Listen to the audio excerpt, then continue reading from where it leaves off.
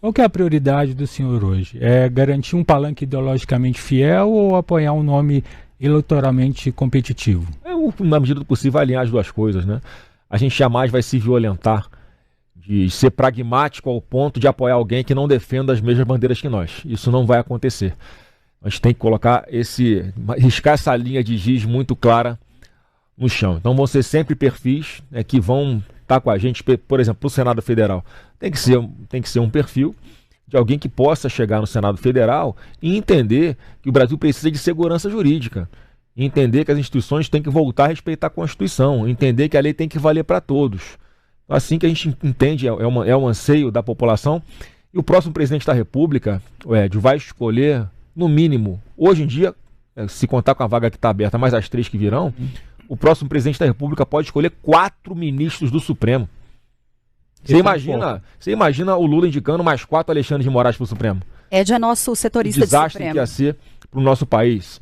Alguém que a todo momento se coloca acima da lei, desrespeita a Constituição, promove perseguição política, ele é interessado, muitas vezes, nas causas que ele próprio acaba julgando, ele se nega a se declarar impedido, quer dizer, ele ignora a Lei 1079, que fala dos crimes de responsabilidade do ministro Supremo. Um deles é julgar causas em que ele deveria se declarar suspeito, ou seja, se ele tem algum interesse, se tem alguma parte envolvida ali que afeta ele, ele não poderia julgar, mas ele ignora a lei e julga do mesmo jeito. Foi ele que articulou toda essa farsa contra o presidente Bolsonaro. Então, você imagina, a responsabilidade do próximo presidente da República. Eu sempre falo o seguinte, mano, para mudar o Brasil você não precisa gostar do Flávio Bolsonaro, basta gostar de você. Se você gostar de você, você vai votar certo. Você não vai votar num presidente da República que defende, faz lobby para servir PCC, né, que defende criminosos, que ataca os Estados Unidos para provocar os Estados Unidos a botarem uma tarifa sobre as empresas brasileiras para ter ganho eleitoral, que é isso que o Lula está fazendo. Essa tarifa sobre as empresas brasileiras é a tarifa do Lula, pelo seu comportamento, pela sua falta de habilidade. Mas há quem atribua ela ao mas aí a narrativa é essa. O Lula foi lá fazer lobby para traficantes, para servir PCC. Eu fui lá pedir para que eles fossem declarados terroristas. Fui atendido. Eu pedi, Edio, que as empresas brasileiras não fossem tarifadas, tá? Porque o Lula ia explorar isso, e as empresas brasileiras já são as mais tarifadas do mundo pelo Lula. Pelo Lula. Na relação com Trump e contra as empresas brasileiras já são as mais tarifadas pelo Lula. Não merecem uma tarifa a mais do que ela já tem hoje em dia, que são muito penalizadas. Então fiz um pedido explícito para ele. Mas o Lula a todo momento provoca, atiça o presidente dos Estados Unidos, ataca os Estados Unidos para quê? Para que haja uma reação como essa e ele, Lula, colha os frutos eleitorais disso. O Lula não está nem aí para as empresas brasileiras, ele vai fazer de tudo para ganhar a eleição. Ele já falou que ele vai fazer o diabo para ficar no poder. Eu falo que ele tem um diabo, eu tenho Deus do meu lado, que é quem está tocando esse projeto, é assim que eu acredito. Então, ainda assim, como pré-candidato da República, já fiz mais pelo atual presidente da República para a segurança do povo brasileiro do que ele próprio em 20 anos. E se eu estou vendo que ele não vai ter condições de resolver esse problema também, eu estou me colocando à disposição, não do Lula, mas do povo brasileiro, para impedir que essas tarifas cheguem às empresas brasileiras. Já mandei uma carta ao governo americano explicando essa situação e pedindo que não taxem as empresas brasileiras, porque a partir de janeiro de 2027, o Brasil terá um presidente da República que vai sentar na mesa, negociar de igual para igual com o presidente dos Estados Unidos e que não vai ser necessário o uso desse tipo de coerção com taxas e tarifas para nós chegarmos a um bom acordo, porque nós vamos fazer os melhores acordos e mais duradouros entre o Brasil e os Estados Unidos que sejam melhores para as nossas duas nações. Essa questão da segurança pública, né, do combate ao crime organizado, tem sido já uma bandeira que o senhor está adotando aí na pré-campanha e com certeza vai ser uma das principais. E muitos opositores do senhor têm usado isso, virou um debate político, como a questão da soberania. O que o senhor acha? De que forma que essa medida dos Estados Unidos pode não interferir na soberania do país? Mas não interfere em nada na soberania do país. Eu estou preocupado com os 50 milhões de brasileiros que não têm soberania, porque moram em áreas que são dominadas pelo CV, pelo PCC, onde há uma espécie de governo paralelo. São pessoas, né, que impõem o medo coletivo, eles cercam bairros com barricadas, tocam fogo em ônibus, eles atiram, matam policiais, atiram em inocentes para desviar o foco numa operação policial, cobra mais caro pelo gás, exige que o comerciante pague uma taxa para levantar, para abrir as portas do seu comércio. Essas pessoas precisam ser libertadas. Essas pessoas não têm soberania. Ô, Cintia, você sai aqui. do seu trabalho e vai até a sua casa em paz, tranquila, ou você tem medo de roubarem seu celular, de alguém apontar uma arma para sua cabeça no sinal de trânsito? Você que está me assistindo aqui, você anda tranquilo no ônibus?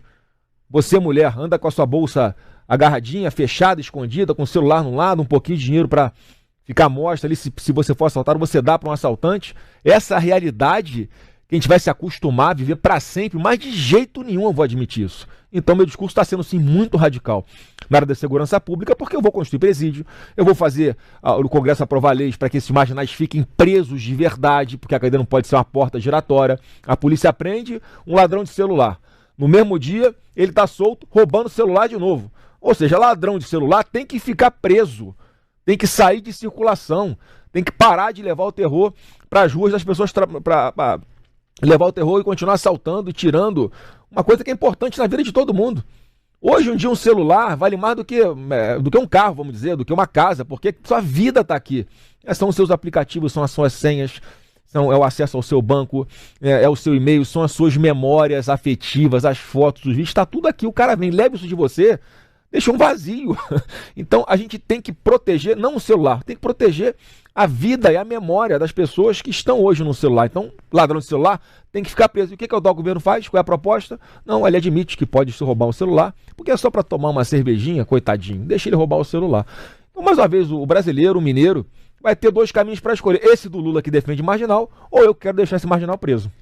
Ontem o presidente Lula, o senhor falou dele, falou dessa questão da taxação, né? Ele fez algumas críticas ao senhor. O senhor acha que esse discurso político vai ser usado contra o senhor e isso pode te prejudicar na campanha ou não, em relação à taxação dos Estados Unidos? Isso não vai prejudicar porque com a verdade a gente vai explicar que essa taxa é do Lula, essa tarifa é do Lula, é por causa das provocações dele aos Estados Unidos.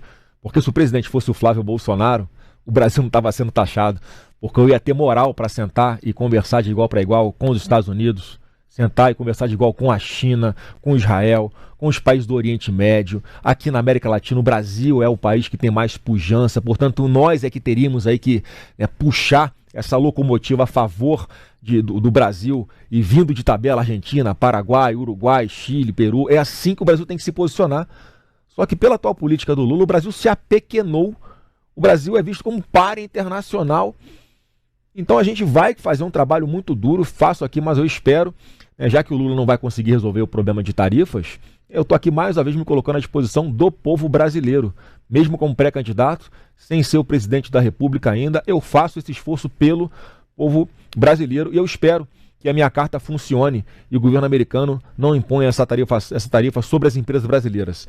O governo americano pode estar com raiva do Lula, tem todos os motivos para punir o Lula, porque é uma pessoa que é ruim, uma pessoa que destila ódio, uma pessoa que defende traficante, defende terrorista, é uma pessoa que quer manter o brasileiro mais dependente possível do governo, é alguém que o presidente Lula não está nem aí para esses 50 milhões de brasileiros que não têm soberania, ele quer defender a soberania dos narcotraficantes. Então o Lula está queimadaço com o filme no mundo inteiro.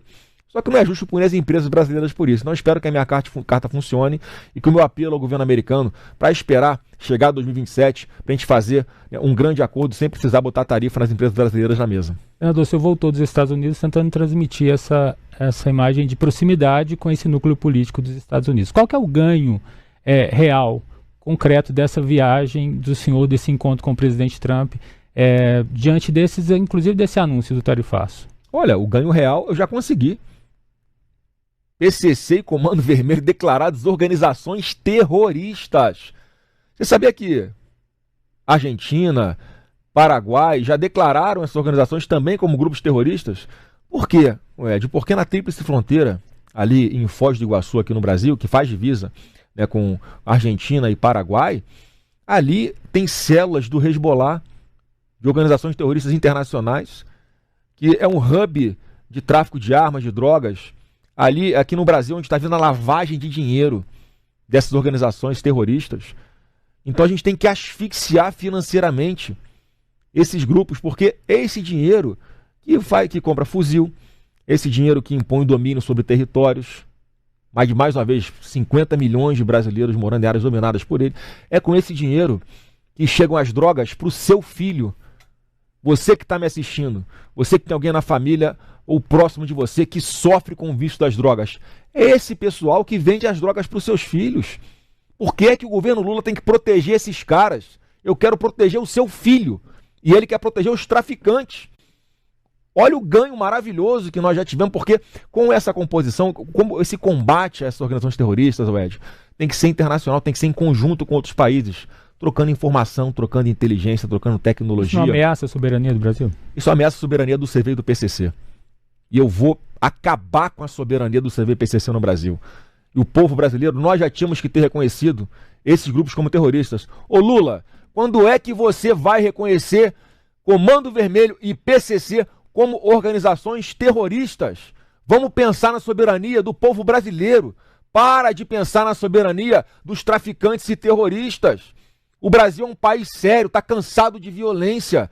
A gente não vai mais ter tolerância nem com ladrão de celular, como o Lula tem, e nem com esses terroristas. Eu acho que o eleitor médio, ele realmente se identifica com essa agenda internacional do presidente Trump? O eleitor médio, se você não se identifica, eleitor médio, ele se mobiliza mais celular, a base. Você não quer que um ladrão de celular fique preso? Você, pai, que está sendo expulso da sua casa lá na cidade do Ceará, que é Nova Morada, você vai lá no bairro de Nova Morada, no Ceará. Esses caras de CVPCC, eles expulsaram moradores, trabalhadores de suas casas, não tinham para onde ir. E às vezes matavam porque não iam com a cara deles. Você pega comunidades, favelas ali no Rio de Janeiro, Ed, no Complexo do Alemão, por exemplo, aonde o Lula foi fazer campanha sem polícia, um local dominado, berço do Comando Vermelho, ele passeando tranquilamente, num local onde sabidamente é o domínio de traficantes de drogas.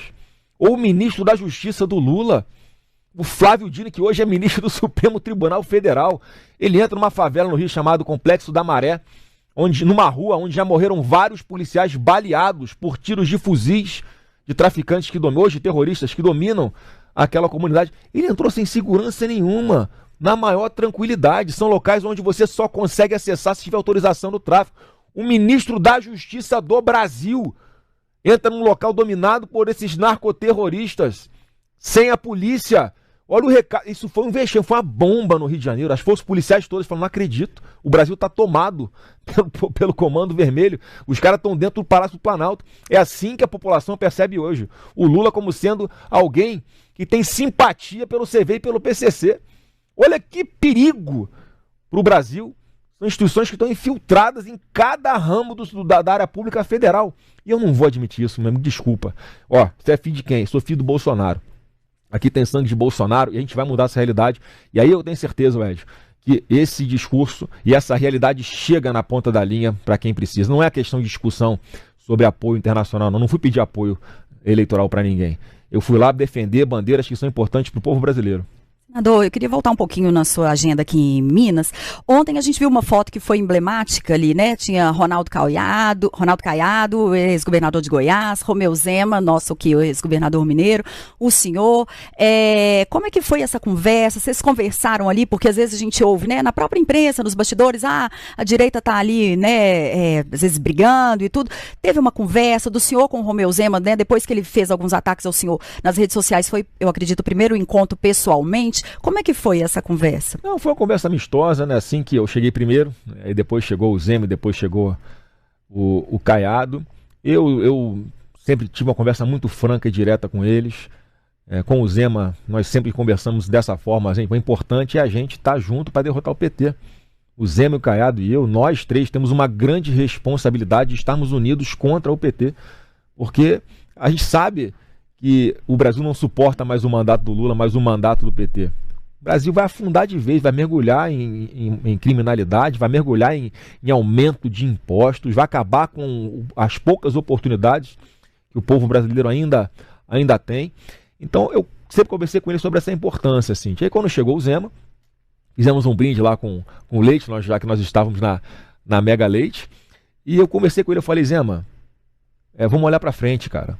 Eu ainda peguei, se vocês virem as imagens, eu bato assim no peito, faz o que o seu coração mandar com relação a mim, não faz o que o marqueteiro mandar não, cara. Porque você tem que esclarecer o povo mineiro e o povo brasileiro o perigo do Lula. Nós três aqui, independente de como vai ser essa campanha, a gente tem que estar focado em resgatar. O primeiro passo para a gente libertar o Brasil é trocar o governo. Eu acho que no meu discurso lá, inclusive, eu fui o primeiro a falar, eu fui exatamente nessa linha.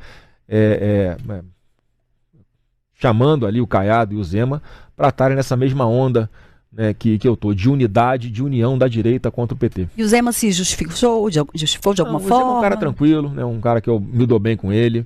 Ele é uma pessoa que não é da política, isso para alguns é um ativo, para outros é um problema. Mas eu percebo nele ali uma pessoa genuína, uma pessoa que quer fazer o bem. E, enfim, eu disse como eu continuo achando que ele foi um pouco precipitado, porque, né, enfim, ele não pode colocar essa disputa entre, né, quem vai ser o candidato que irá para um segundo turno à frente do interesse do povo brasileiro. Eu tenho certeza que o Zema tem essa consciência, como o Caiado também tem. Então, pode o povo mineiro e o povo brasileiro pode ter certeza que, depender de mim, a gente vai caminhar nessa pré-campanha de uma forma respeitosa para que, né, num segundo momento, se houver, vai que Deus resolve acabar a eleição no primeiro turno já com a vitória de alguém de direita, né? É uma possibilidade.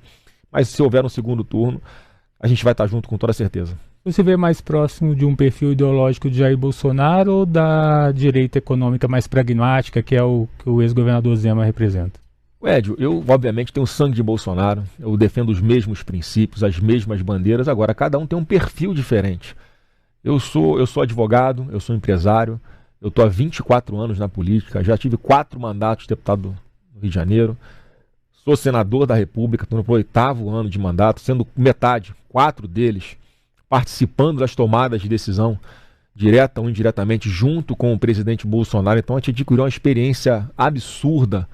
Hoje em dia, se começasse o governo Bolsonaro hoje, seria alguma coisa bem diferente do que foi o anterior, porque agora, com muito mais conhecimento de causa, já testado algumas pessoas, muitas foram aprovadas como ministros, outras não foram. Então a rede de relacionamento e de conhecimento hoje nossa é muito maior do que meu pai tinha lá em 2022. Então eu tenho a convicção que a gente consegue fazer essa mescla, essa sintonia entre experiência e um governo que vai defender as pautas conservadoras, sim, porque a gente vai apresentar um projeto diferente para o Brasil do projeto que está aí hoje. Senão, não tinha nenhum sentido em ser candidato. Vamos fazer diferente da esquerda, vamos defender as pautas da direita.